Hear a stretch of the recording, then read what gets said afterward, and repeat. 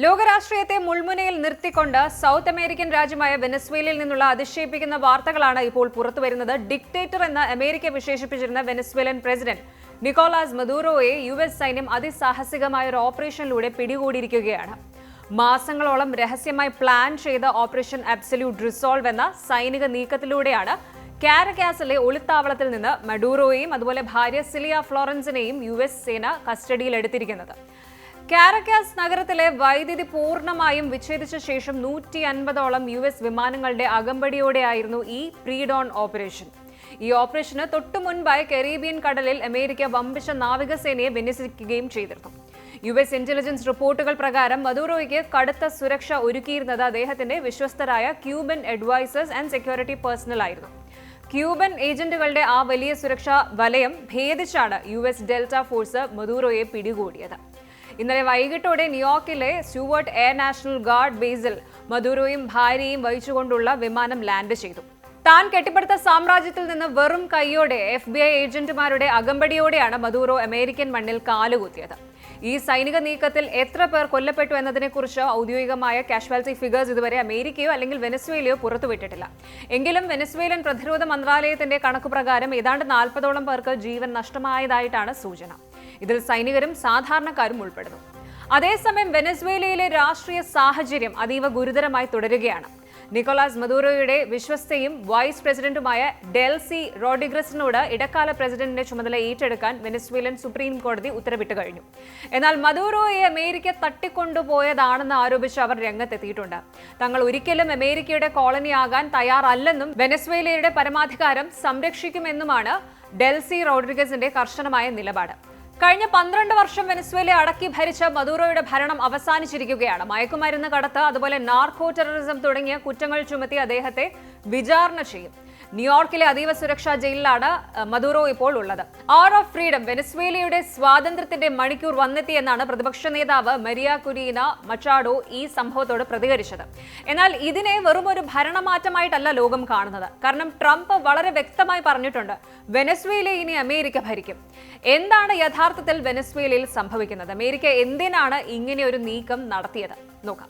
Nicholas മദൂറോയുടെ ചരിത്രം പരിശോധിച്ചാൽ അതൊരു വലിയ ത്രില്ലർ സിനിമ പോലെയാണ്. പണ്ട് കാരക്കാസിലെ തെരുവുകളിൽ ബസ് ഡ്രൈവറായി ജീവിതം തുടങ്ങിയ വ്യക്തിയാണ് മദൂറോ. പിന്നീട് ട്രേഡ് യൂണിയൻ ലീഡറായി വെനസ്വേലയുടെ വിപ്ലവ നായകൻ മുൻ പ്രസിഡന്റ് ഹ്യൂഗോ ഷാവസിന്റെ വലം കൈയായി വളർന്നു.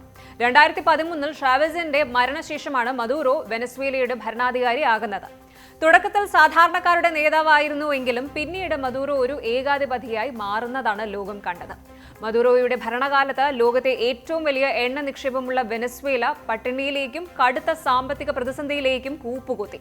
ഇതിനിടയിലാണ് അമേരിക്ക മദൂറോയ്ക്ക് മേൽ നാർക്കോ ടെററിസ്റ്റ് എന്ന ലേബൽ ചാർത്തുന്നത്. മയക്കുമരുന്ന് കടത്തിന് ഒത്താശ നൽകുന്നു എന്നതായിരുന്നു പ്രധാന ആരോപണം.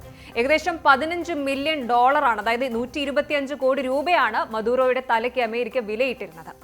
മദൂറോയെ പിടികൂടിയതിന് പിന്നാലെ ഡൊണാൾഡ് ട്രംപ് നടത്തിയ പ്രസ്താവനയാണ് ഇപ്പോൾ വലിയ ചർച്ചയാകുന്നത്.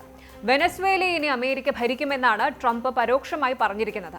വെനസ്വേലയുടെ തകർന്നു കിടക്കുന്ന ഓയിൽ ഇൻഫ്രാസ്ട്രക്ചർ ശരിയാക്കി അവിടുത്തെ ഓയിൽ റിസർവ്സ്, അതായത് എണ്ണ വിഭവങ്ങൾ അമേരിക്കൻ കമ്പനികൾ വഴി പുറത്തെത്തിക്കാനാണ് ട്രംപിന്റെ പ്ലാൻ. യഥാർത്ഥത്തിൽ ലോകത്തെ ഏറ്റവും കൂടുതൽ ക്രൂഡ് ഓയിൽ നിക്ഷേപമുള്ള രാജ്യമാണ് വെനസ്വേല. പക്ഷേ മദൂറോയുടെ ഭരണം കാരണം അത് ശരിയായ രീതിയിൽ ഉപയോഗിക്കാൻ കഴിഞ്ഞിരുന്നില്ല. നമ്മൾ ഇതിലൂടെ വലിയ ലാഭമുണ്ടാക്കാൻ പോവുകയാണ്, അവർ നമ്മുടെ എണ്ണ മോഷ്ടിച്ചതാണ്, നമ്മൾ കെട്ടിപ്പടുത്ത ആ വ്യവസായം അവർ ബലമായി പിടിച്ചെടുക്കുകയായിരുന്നു. ഇങ്ങനെയാണ് പത്രസമ്മേളനത്തിൽ ട്രംപ് ആഞ്ഞടിച്ചത്. ഇതൊക്കെ ട്രംപ് പറയുമ്പോൾ അത് വെനസ്വേലയുടെ സാമ്പത്തിക ഉന്നമനത്തിനാണോ അതോ അമേരിക്കയുടെ ലാഭത്തിനാണോ എന്ന ചോദ്യവും ഉയരുന്നുണ്ട്. എന്നാൽ അമേരിക്കൻ ഓയിൽ കമ്പനികൾ വെനസ്വേലയിലേക്ക് തിരിച്ചെത്തുന്നതോടെ ലോക എണ്ണ വിപണിയിൽ വലിയ മാറ്റങ്ങൾ ഉണ്ടാകുമെന്നാണ് സാമ്പത്തിക വിദഗ്ധരുടെ വിലയിരുത്തൽ. പണ്ട് അമേരിക്കൻ കമ്പനികൾ വെനസ്വേലയിൽ വികസിപ്പിച്ചെടുത്ത ഓയിൽ ഇൻഫ്രാസ്ട്രക്ചർ ഷാവസ് സർക്കാർ കണ്ടുകെട്ടിയിരുന്നു. ഇത് തിരിച്ചുപിടിക്കാനാണ് ട്രംപിന്റെ നീക്കമെന്നാണ് മനസ്സിലാകുന്നത്. അമേരിക്കൻ എണ്ണ കമ്പനികൾ വെനസ്വേലയിലേക്ക് തിരിച്ചു പോകുമ്പോൾ ലോകത്തെ തന്നെ ഏറ്റവും വലിയ സാമ്പത്തിക ഇടപാടുകളിൽ ഒന്നായി അത് മാറും. ഇനി US വെനസ്വേല ടെൻഷൻസിന്റെ ചരിത്രം. ശരിക്കും അത് ഇന്നലെയോ ഒന്നും തുടങ്ങിയ ശത്രുതയും പ്രശ്നങ്ങളും ഒന്നുമല്ല എന്ന് വേണം പറയാൻ. 1999 ഹ്യൂഗോ ഷാവസ് അധികാരത്തിൽ വന്ന കാലം മുതൽക്കേ വെനസ്വേല അമേരിക്കയുടെ കണ്ണിലെ കരടാണ്. വെനസ്വേലയിലെ എണ്ണ കമ്പനികളെ നാഷണലൈസ് ചെയ്തതും റഷ്യയുമായും ചൈനയുമായും മദൂറോ അടുത്തതും അമേരിക്കയെ കൂടുതൽ ചൊടിപ്പിച്ചു. അമേരിക്ക പലതവണ മദൂറോയ്ക്ക് മേൽ ഇക്കണോമിക് സാങ്ഷൻസ് ഏർപ്പെടുത്തിയിരുന്നു. 2019 വെനസ്വേലയിൽ നടന്ന തെരഞ്ഞെടുപ്പ് മദൂറോ അട്ടിമറിച്ചതാണെന്ന് അമേരിക്ക ആരോപിക്കുകയും പിന്നാലെയാണ് സാമ്പത്തിക ഉപരോധം ഏർപ്പെടുത്തുകയും ചെയ്തത്. ഇത് രാജ്യത്തെ പട്ടിണിയിലേക്കും ലക്ഷക്കണക്കിന് ആളുകളുടെ പലായനത്തിലേക്കും നയിച്ചു. പക്ഷേ 2026 ട്രംപ് വീണ്ടും അധികാരത്തിൽ വന്നതോടെ നിലപാട് കൂടുതൽ കടുത്തു. ഒടുവിൽ സൈനിക നീക്കത്തിലൂടെ തന്നെ മദൂറോയെ പുറത്താക്കിയിരിക്കുകയാണ്. പ്രതിപക്ഷ നേതാവ് മരിയ കൊറീന മഷാഡോ ഇതിനെ ആർ ഓഫ് ഫ്രീഡം എന്നാണ് വിശേഷിപ്പിച്ചത്. രാജ്യത്തൊരു ജനാധിപത്യ ഭരണകൂടത്തെ പ്രതിഷ്ഠിക്കണമെന്നാണ് അവരുടെ ആവശ്യം. മദൂറോ പിടിയിലായതോടെ വെനസ്വേലയിൽ ഒരു ട്രാൻസിഷൻ പീരീഡ്, അതായത് ഒരു പരിവർത്തന കാലഘട്ടം തുടങ്ങുകയാണ്.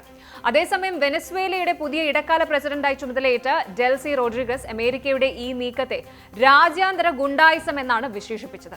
അമേരിക്കൻ സൈന്യം മദൂറോയെ തട്ടിക്കൊണ്ടുപോയത് അംഗീകരിക്കുന്നില്ല എന്നും വെനസ്വേലയുടെ എണ്ണ സമ്പത്ത് വിദേശികൾക്ക് വിട്ടുകൊടുക്കില്ല എന്നും അവർ ആവർത്തിച്ചു. ഒരു വശത്ത് അമേരിക്കൻ പിന്തുണയുള്ള പ്രതിപക്ഷവും മറുവശത്ത് മദൂറോയുടെ വിശ്വസ്തരും നിൽക്കുന്നതോടെ വെനസ്വേല ഒരു ആഭ്യന്തര യുദ്ധത്തിന്റെ വക്കിലാണ് എന്ന് വേണം പറയാൻ.